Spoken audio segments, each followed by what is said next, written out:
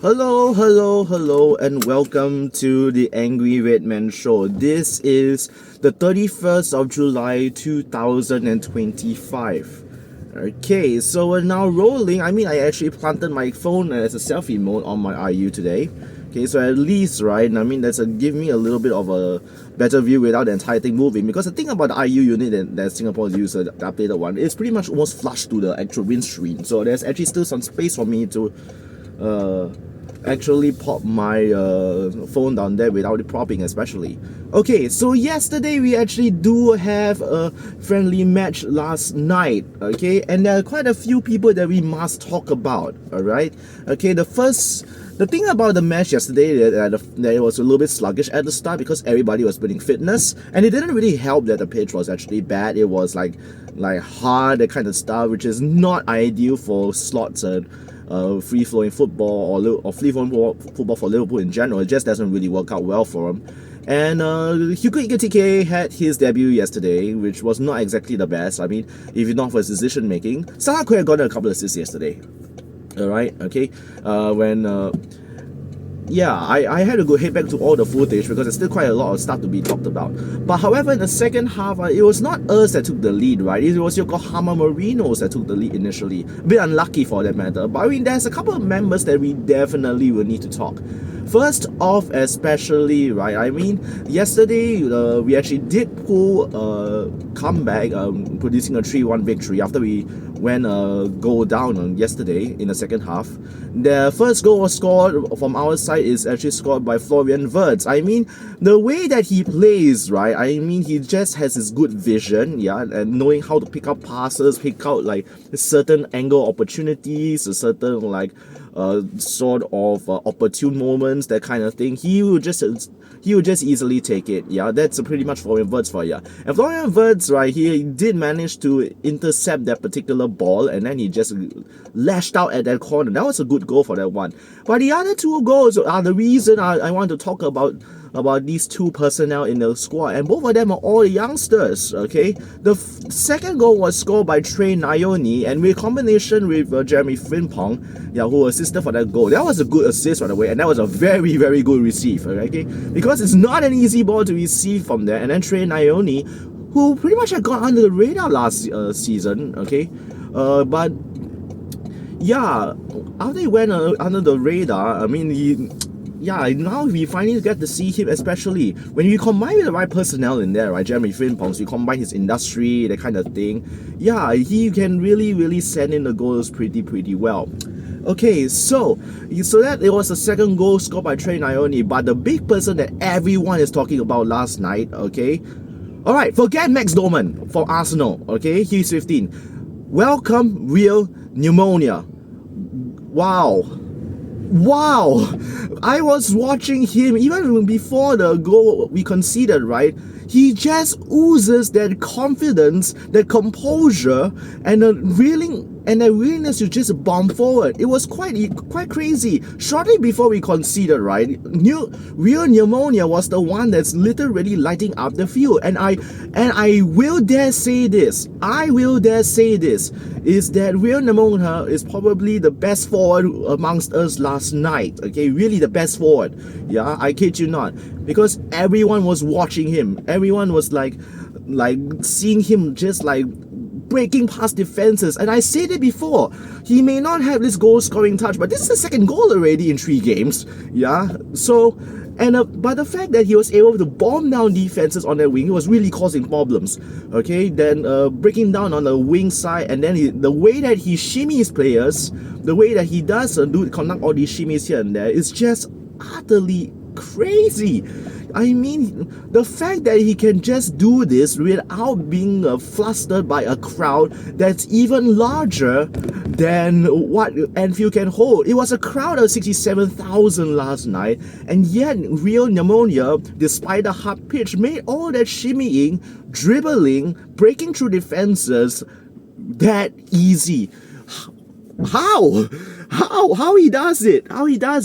And then he initializes the solo goal when the run was being made. When the ball was intercepted, Yokohama lost possession again, and then Rio Ngumoha just makes that last run and just bombs down from the left hand side, shimmies down the center, okay, yeah, goes down the center as a center forward, not just a left winger, mind you, and just lashes out. I mean, nice and slow, fast and low, which is pretty effective. And wow, that goal is the reason why I took back everything I said about Rio Ngumoha and the academy in general, because I don't really quite trust the academy a lot. Okay, literally, I really don't trust them at all.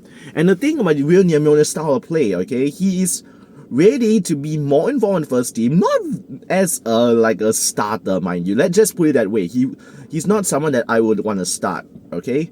But he is someone that's ready to at least start a few games here and there, even in Premier League matches, alright?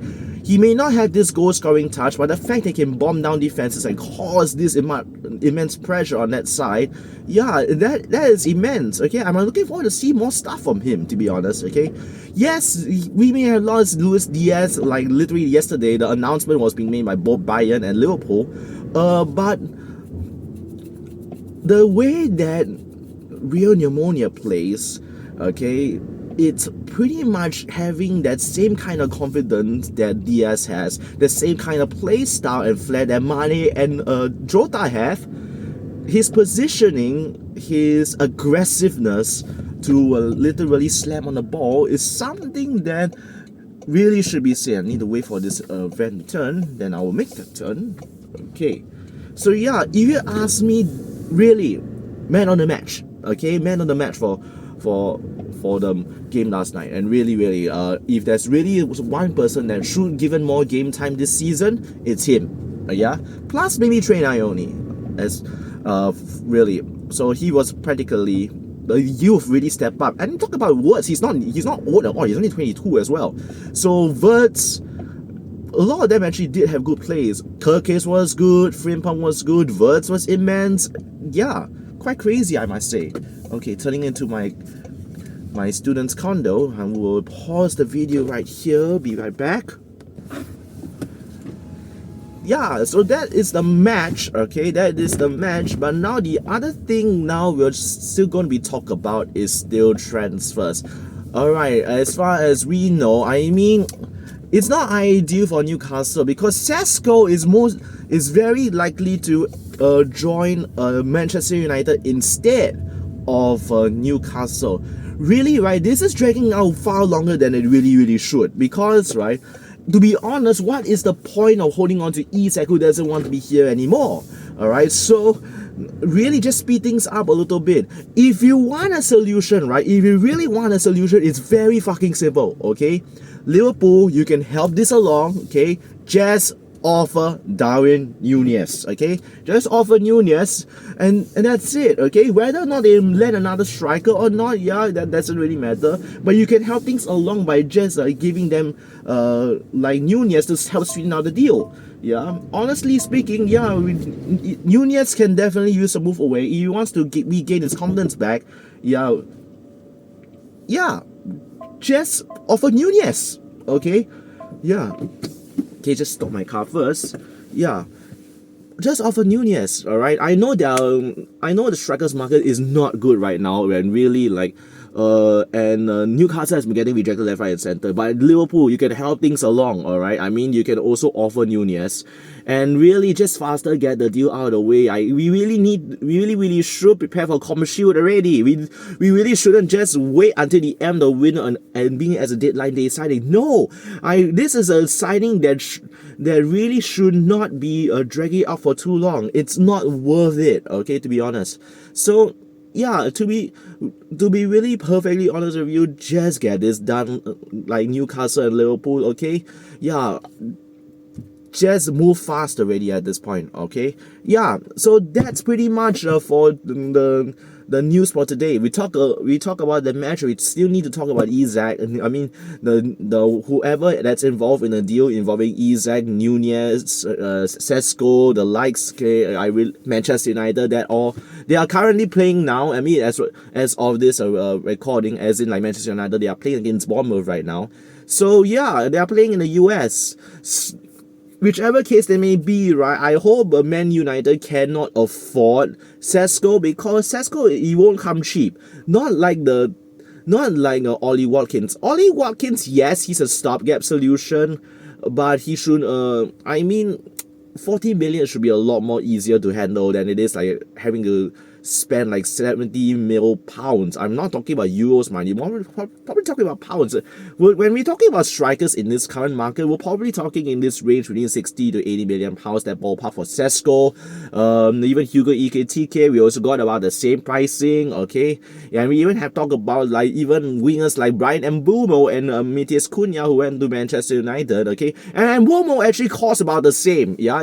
In fact, he even costs a bit more than Hugo Ekitike, which is madness, right? Okay, yeah. So I'm sure Manchester United, like, because they cannot sell players, they shouldn't be able to afford Sesko. But really, just get this done, Newcastle. Okay, we help you by offering Nunez. Okay, you give us Isak. That's it.